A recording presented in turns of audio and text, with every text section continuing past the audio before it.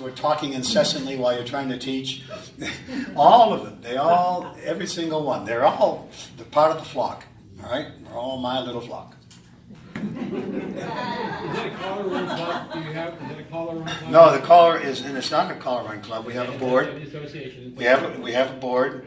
They're struggling right now in trying to the whole club is being recharacterized, as you can imagine.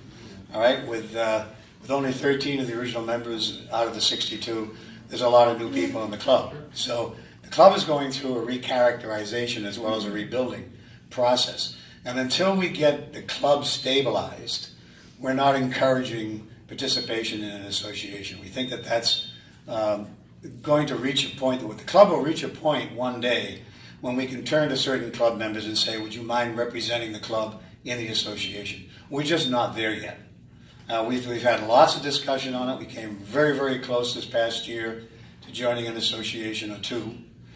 And it was determined that at this time we're just not ready.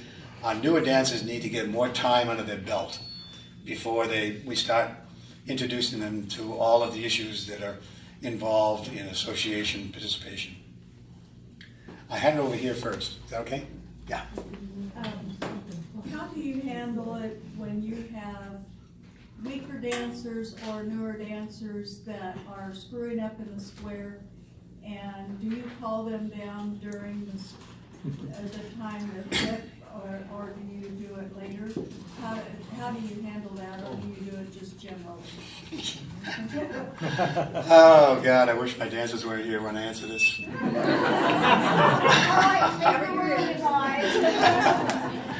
I'll tell you what. First of all, I believe in humor, all right? Because there's nothing about square dancing that's to get serious about, really. So I'll try to impart a little bit of humor. And if that fails, then I will talk to the dancer in between tips and say, look, I think you're unclear on this particular call. So let me get somebody else up here, and we bring another couple in, and we walk them through. And that's the way I handle it. I would never get on the floor, physically reposition the dancer. I would never do that. I would never purposely call out a name for the sake of embarrassing somebody. I would never speak to dancers out of frustration. I'm sorry, Mary, but I tried. I'm only human. But these are the caveats that I live by. I just don't believe there's any room to embarrass anybody for any reason. Now, if somebody is inviting a situation where they need to be pulled in tight, I don't mind handling that either. I'll go right down to them and get in their face if I need to. If somebody that's imbibing in alcohol and it's affecting their dancing and all the people around them, I'll handle that straight on. But when it comes to just regular dancing, everybody learns at different rates, different paces. Everybody has a different feeling when they walk into the hall at night. You don't know. People might have just cashed a $27,000 lottery check, and man, there's nothing you're going to be able to tell that person. They're they're as happy as can be. Other people, you might have lost their job. So you got to be sensitive about that they have a life beyond square dancing, and sometimes things that happen in their life affect what they're doing on the floor. Yeah. Let's see. Where was I? Right there. Okay. So when you have your... She brought a list. I had to write it down. When you start your 3 classes per year, at what point do you have a guest caller calling to them? Or never? My bad, maybe. Hey, there's different ways clubs are constructed. I mean, up here, everybody has club callers. You go to Southern California, they don't have a club caller. They hire a guy to teach the class, or a gal, and then they hire different callers for their weekly night program. So it's different. And what you're asking me is, do I bring other callers in? And my answer to that is no, unless Terry's been there. I don't bring other callers in unless I'm sick and I can't make it for some reason. And the reason I do that is because I want the learning process to be solid and firm, and I don't want any situation to develop that would break that learning process. And it's easy to do. You get a caller in, and this has happened. It's happened to Jerry Story, who was on the phone with me just last week before the Nationals, and he said, he does this program in Iowa, Fairfield, Iowa. And he said he was livid. A national caller, a guy that should know better, came into his basic 50 group and just absolutely destroyed them. 3 tips in a row, 3/4 of the floor went home. And it's like you spend all that time building and building and building. One guy comes in and in 45 minutes undoes everything you've done. So I think that the callers are capable, don't get me wrong, but there aren't very many callers who know how to teach a 50-call program. Maybe I should give a seminar on that sometime Yes, please. for our callers. Great idea. Yeah, because it's different. Well, Lorraine, Teaching a 50-week program is really different from some of the other beginner classes that we've had. A lot of homework involved. You have to know where to draw the line. You have to know the difference between standard applications and extended applications, and make sure you don't cross that line with the new dancers. You got to be focused. Anybody else? I think it was, yeah. You've talked about communication being really important, and getting a consistent message out to all of your club members. How do you accomplish getting a consistent message or the same message to all of your members Monday, Thursday, as far as where the clubs, you mentioned, where's this club going, what are we doing, what's this program, and that kind of thing. How do you communicate that? Well, there's 2 different forms of communication there. Number one, we don't bother the club members with where we're going and what we've done in the past and where we're going in the future on a weekly basis. The weekly communications are strictly about what's happening that week with the dancing. I run periodic powwows with the group. We've got one coming up in July, right? And I bring in the board members and other selected members who have been with us from day one. And we sit down and we say, okay, let's take a look at 2018 so far. January class looked like this. There was no May class. We have a September class coming up. So we can talk about where we've been and where we're going in that one session. Here are the goals that we originally set. How far are we on track? Financially, are we within budget? Is that okay? If we're okay financially, then we take a look at the whole process of, do you think we can continue running 3 classes a year through 2020? And that's what we do. We analyze the broad outlook with these people and so on. And again, I don't involve the newer dancers in this because they don't have enough history. They don't even know what you're talking about. To them, they just came in, they're having a wonderful time. They think that everybody square dances like they do. Just like we all think everybody should square dance like we do. The newer dancers think everybody dances like they do. So it's never a problem with the newer dancers. Okay? That's the type of communication I'm talking about. Anybody else? Joni. You might have answered this already, but I couldn't quite tell if you did. Jim, I think, asked the question if you charge for angels. I'm not really sure if I with that answer.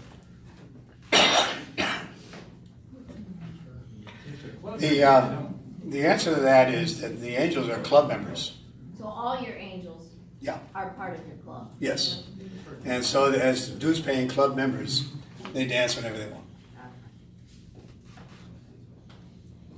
Jim? You were talking, Joni, earlier about the fact that the Bay Area has a huge rush to plus, and they want to go to festivals.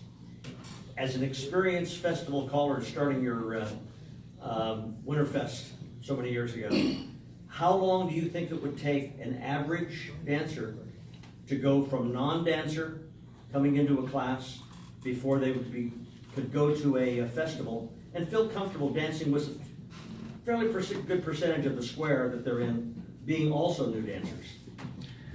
You mean at a festival level? Yeah, at a festival level. Which means like on which hall? Plus all. The Plus hall. I would say 3 years minimum. 3 to 5 years. Yeah, I totally agree with that, but. Yeah, no, it's 3 to 5 years, and I'll tell you why, because a lot of the callers today are coming in and doing astounding things with the choreography at Plus. I mean, you know, we're doing, actually they're introducing higher level concepts down into Plus dancing, like offsets.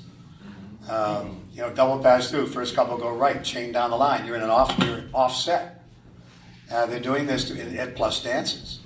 And there's no way a new dancer is going to get their mind wrapped around that. So I would say a minimum. And again, it's a generalization because everybody's different. You have people who will learn very quickly, and then you have people who learn less quickly. And so, you know, as a general middle of the road, if they've been dancing less than 3 years, they're going to be in a difficult situation at a festival on the Plus floor. What about a mainstream? Yeah. Mainstream, they need a year under the belt minimum. Minimum. I mean, I've got a mainstream call sequence that I use for challenge dancers. I haven't found a group to get through it yet. I mean, we can make the choreography as difficult as we can, but that's not what the nature of the game is. The nature of the game is to get as many people dancing as possible. With challenging them somewhat, making them think a little bit, bringing them to the edge of their knowledge curve, but at the same time, don't break them down. Let them dance. So it's a difficult balance at festivals. I was puzzled about Joan's comment that the people are thinking that the only fun festival to be had is to be had only in the Plus Hall. I don't understand where that notion's coming from. Well, that notion, do you want to answer that? Sort of. Yeah, go ahead. Our association, we plan to have a Plus Hall this September, or October, whenever it is, for the, what's it called, Jubilee. We haven't had a mainstream in our Yeah, what did I say, sorry? No, Yeah, Main Street. The mainstream hall. Yeah. so Yeah, part of it. they're all advanced dancers. yeah. And I know that you and Joni are thinking about retiring. From what? I mean, you're thinking about moving, right? Yeah, you are, Joni. I'd like to offer you to take a look at Pine Grove, Pioneer. And to be a little less facetious and a little bit more on track, your association doesn't know it yet, but it's breathing its last. Yep. It's breathing its last. I've seen it so many times. I hate to be the one that comes out publicly and say it because I know I'm going to get some nasty emails. But the fact of the matter is you just cannot survive without new dancers. And once you lose that focus, it is just a matter of time. I got another question. Something you and I have talked about on email quite a bit. I hate to ask you to do something that'll get you some nasty grams by email. But would you consider doing some sort of op-ed or something to get to dancers, to say what you just said about how long it takes to get to a festival? I have so many dancers that insist that when they learned to dance, they were dancing at the hardest festivals ever in 4 months at Plus. That is not possible. And they know I'm the village idiot for saying it. Yeah, it's a little bit of Lilliputian, isn't it? Yeah. Because you know that they're not functioning, but they think they are. It's very difficult. I'm happy to do this. I mean, actually today was the day my vacation started. Pat and I were supposed to pack the rig and head up to Oregon today, but as soon as I had an opportunity to talk to you guys, I said, you know, that's more important. And clearly that was the wrong choice of words to use with my lovely wife, Pat. So after successfully groveling, she did capitulate and let me be here, so make sure you thank her. But more seriously, you know, I really am on the fence. If it wasn't for the Jackson Claim Jumpers, I would not be calling. And I love to call. When I stopped calling in 2003, I can honestly tell you, 10 years later, I was writing choreography in my mind when I took a shower. You just can't get it out of your system. And so I'm happy where I'm at now. I want it to continue. I'm with a club that I love dearly. I'm part of that club. Could have worn my Call Lab badge today. I'm wearing my Jackson badge.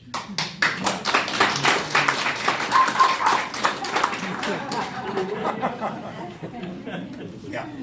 I want to emphasize too that KIP makes 3 letters, capital letters, F-U-N. It's constant. And he's even, whether he realizes it or not, it spreads to us. And then from us to others. Square dancing is fun. That's what it's all about. That's what it starts, is the fun. Okay, we're going to call an end to this meeting. I can't let you all know how heartfelt, sincere I am about offering these ideas. I hope maybe some of the seeds we planted today take root. I really do, because it's a great activity. You know, we're headed to Oregon, but we're actually meeting up with 5 couples that I taught to dance years ago, 3 of them from the Jokers, and who are no longer dancing. But the friendships that we've made over the years last forever, forever. And I can honestly tell you that that in itself makes it worthwhile. Yeah, this is going to take a lot more dialogue before we can put anything into action. There's no actionable items from this meeting, except to say, let's get together again. Let's talk some more. Let's see if there's a way we can make this happen. Yeah. The teaching idea, very, very good. Teach us how to teach the Club 50. Okay, I'm happy to do that. For any caller that's willing to listen. So that's it, guys. We're going to retire. Thank you. Thank you all so much.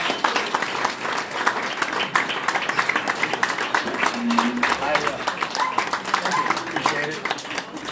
It's been kind of a tough role for me to hold here with my voice, and I may not be able to call for you tonight. But if I do one tip, we agreed, Daniel do the calling behind me while I mouth the words.